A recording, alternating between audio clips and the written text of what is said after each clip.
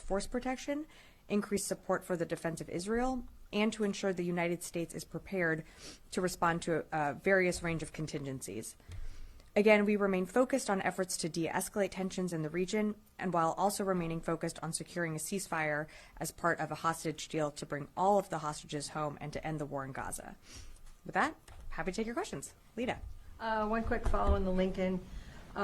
It's crossed into CENTCOM, which means it's still out in the middle of the Indian Ocean, though, correct? I don't have exact location. I wouldn't be able to give you the exact location of where she is, but she's in the Central Command AOR, and she will remain there. I understand that, but she's still quite a ways from.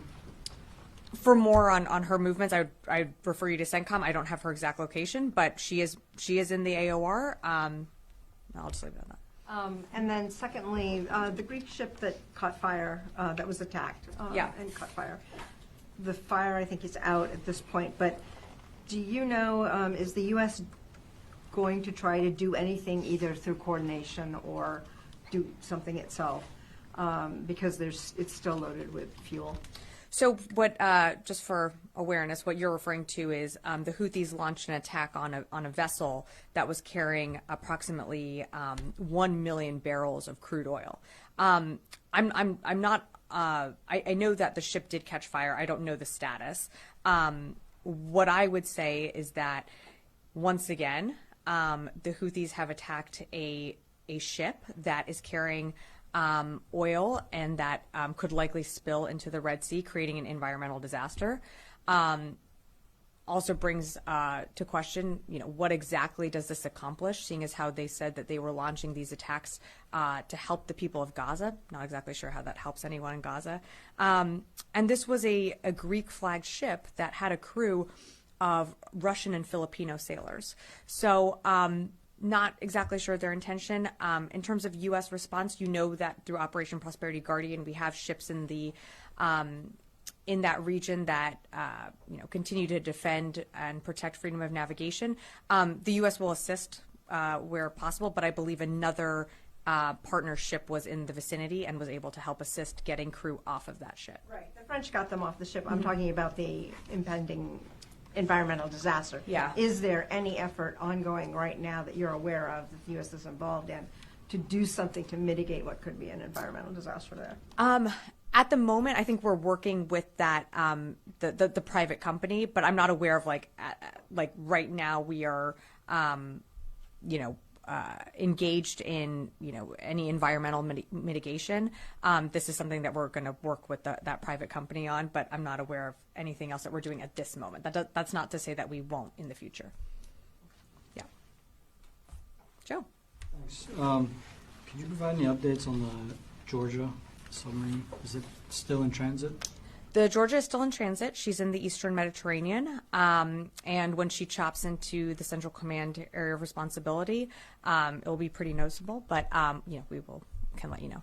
And then, can I ask on the force posture, the increased force posture in the region? It was presumably done in the aftermath of the Iranian threats and the threats from Hezbollah and others to retaliate against Israel. It's been a couple weeks, I think 2 or 3 now. We haven't seen that retaliation. Is it an open-ended deployment of this increased force posture, or until an attack happens, or how is the Pentagon assessing how long these troops and these assets will be there? Because some of these were taken out of the Indo-Pacific, which the department has said is the #1 threat to U.S. national security. So in terms of a timeline, I don't have anything to broadcast in terms of how long the TR will stay in theater and how long the ABE will stay in theater. But in terms of your question on, timing of a potential response from Iran, we've moved capabilities into the region that I think it's fair to say have gotten into the headspace of Iran, and will influence their calculation on how and if they choose to respond. We don't want to see that happen, but we have 2 carrier strike groups there, each, with 4 destroyers. That sends a very powerful message of deterrence, and it also sends a message that we will stand with Israel should we need to come to their defense. But I can't, I don't have a crystal ball to be able to forecast how long they're going to stay there. Only that I can tell you is that we are well postured should we need to come to the defense of Israel. Just one last one. From what I tried to look up, the Secretary of Defense hasn't had a single call with his Lebanese counterpart. I know the Joint Chiefs have spoken to the Lebanese Army Chief, but throughout this since I guess post October 7th, and that's a key scene of what's going on in the region. Is there a reason? Is that a reflection of what the department thinks of the current government? No, I don't think so. I don't have any calls to announce or read out. I think it's important to remember that the Secretary has calls with different variety of counterparts in the region, and it's not just from the Secretary. It's the interagency that engage their counterparts and at all different levels of government. Just because he hasn't doesn't mean that there aren't ongoing conversations at different levels of government. And as you know, whether it be Israel or Egypt or Qatar or any other country, the Secretary has engaged over time. And recently, well, I guess it seems recently, but was in CENTCOM, a few months ago, and just leave it at that. Great. I'm going to go Lucas, and then I'll go to the phones. Sabrina, do you support Ukraine's incursion into Russia? So we're supporting Ukraine in what they need on the battlefield right now. As you heard us say time and again, we are getting a better understanding of what the Ukrainians are doing in Kursk. Our policy does allow for them to engage in those counterfires, but we are still supporting Ukraine in what they need on the battlefield, and that is through different presidential drawdown packages. That's not going to change. You said something similar last week, that you're still trying to learn what they're doing. I think it's pretty obvious what they're doing. And for the whole world, it's obvious what they're doing. Why can't the Pentagon publicly support Ukraine's incursion into Russia? Well, Lucas, to respectfully push back on that, I would say that we have and are supportive of Ukraine broadly. This is Support this operation. Sure. So, if you let me finish. So, when it comes to Kursk, we have an understanding from what President Zelensky laid out that they want to create a buffer zone. We are still working on with Ukraine on how that fits into their strategic objectives on the battlefield itself.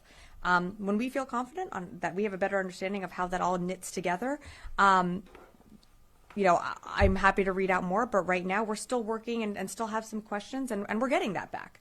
And the Secretary is going to engage again with Minister Umerov. Yeah, I understand these things take time. And also one on the Houthis. Sure. General Kurilla wants to destroy this group. Why won't you let him? Can you repeat that? General Kurilla, head of U.S. forces in the Middle East, the CENTCOM commander, wants to destroy the Houthis. Why won't you let him do that? I think I'm not sure if you're referring to specific comments. I think General Kurilla is in lockstep with the Secretary on wanting to degrade the Houthis' capabilities to being able to disrupt shipping lanes in the Red Sea and the BAM. And General Kurilla has done an incredible job of bringing together and leading a coalition of like-minded nations to degrade the Houthis' capabilities. And you're almost seeing them doing that on a daily basis. And it actually has degraded the Houthis' capabilities. Attacks keep happening. We now have an environmental disaster in the making. You said 1 million tons of oil is about to be dumped in the Red Sea. This is a big problem. Yeah, can I just say 1 million, potentially an environmental catastrophe of 1 million barrels of crude oil in the Houthis' backyard. That is an environmental disaster that they're going to have to deal with. And at the end of the day, you tell me what they say on how that gets to their strategic objectives, because I'm not sure that I'm understanding that. I'm going to go to the phones and then happy to come back to the room. Jeff Schogel, Task and Purpose. Hi, I came in late, so I'm really sorry if you've already addressed this. Is the Theodore Roosevelt still in the AOR, meaning there are 2 carrier groups in the AOR? That's correct, Jeff. There are 2 carriers in the AOR right now. Thank you. Okay, great. Heather, USNI. Hi, just to go on about the suit union and the environmental disaster. So at this point, the Houthis have now created a couple different environmental disasters and sank a couple different ships. In terms of degrading, when you're seeing them being able to do this after all the strikes that the U.S. has done, do you think that the Pentagon has been successful in degrading the Houthis' capabilities? Yeah, thanks, Heather, for the question. So the simple answer is yes, we have been successful in degrading their capabilities. They still maintain a robust arsenal, but we have been able to degrade their capabilities over time, and we have been able to protect ships that transit the Red Sea with our alliance through Operation Prosperity Guardian. So it's not for nothing. We still know that they maintain capabilities, but the fact that we have been able to do, conduct dynamic strikes to prevent ships from being harmed, to prevent innocent sailors and mariners transiting that region. Yes, they have gotten, a few attacks through when it comes to some vessels transiting, but we've also been able to degrade their capabilities, and I think that is due in large part to the leadership of General Kurilla and the coalition that he's built with the secretary as well of Operation Prosperity Guardian. I'll take one more from the phone and then happy to come back in the room. Laura Seligman, Wall Street Journal. Laura, are you there? Hey, sorry for that delay. Just unmuting myself. A couple questions following up on the Kursk incursion. First of all, what is DoD's understanding is the strategic goal of the Kursk incursion? And then secondly, has the use of U.S. weapons in Kursk violated any U.S. policies?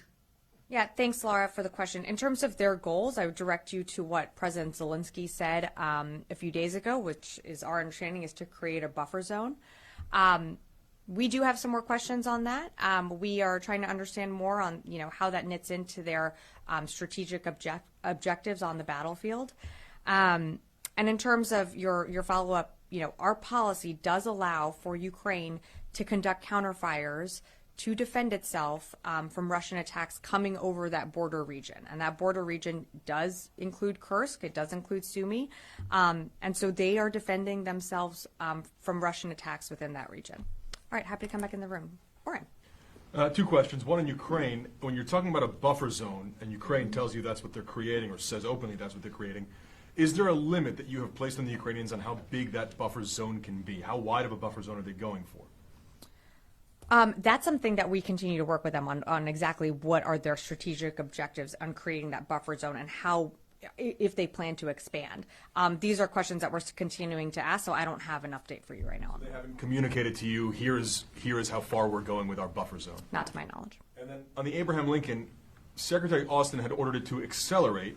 It's now in the AOR. What was its original arrival date supposed to be, and how much time did the acceleration cut off? How much faster did it get there? Yeah, so I'm not going to get into timelines and specific dates, but what I can tell you is that in transit, Indo-PACOM had set up a few stops that were in the pre-planning phase that the AIB was going to engage on, and those were pulled down so that she could have an expedited in-shop into Central Command. Goyle. Thanks, Madam. Two questions, please. One, tomorrow morning, Defense Secretary, of course, will be welcoming the Defense Minister of India, Mr. Rajnath Singh. So much going on in the region in South China Sea and all the conflicts going on in Bangladesh, conflict going on in Pakistan, and also China's expansion in the region going on. So what do we have new now between the U.S. and India military-to-military relations when Secretary Lloyd Austin welcomed him tomorrow here at the Pentagon? So as you mentioned, it's happening tomorrow. So I'm not going to get ahead of the Secretary. We will have a readout. There will be a range of issues discussed. I have no doubt they will be discussing the close coordination and partnership when it comes to the Indo-Pacific, and our shared goals of maintaining and keeping a free and open Indo-Pacific. But I'm just not going to get ahead of the Secretary. And once that meeting concludes, we will have a readout. Madam, before my second question, how the two leaders are getting together? Have they known each other very well as far as relations are concerned, and how the military-to-military relations between the U.S. and India are standing today? The mill-to-mill relationships between the United States and India are strong. You've seen that cooperation deepen, and not just from a DoD perspective, but from an administration perspective. Our close coordination and working together remains strong. And you saw, the secretary when he visited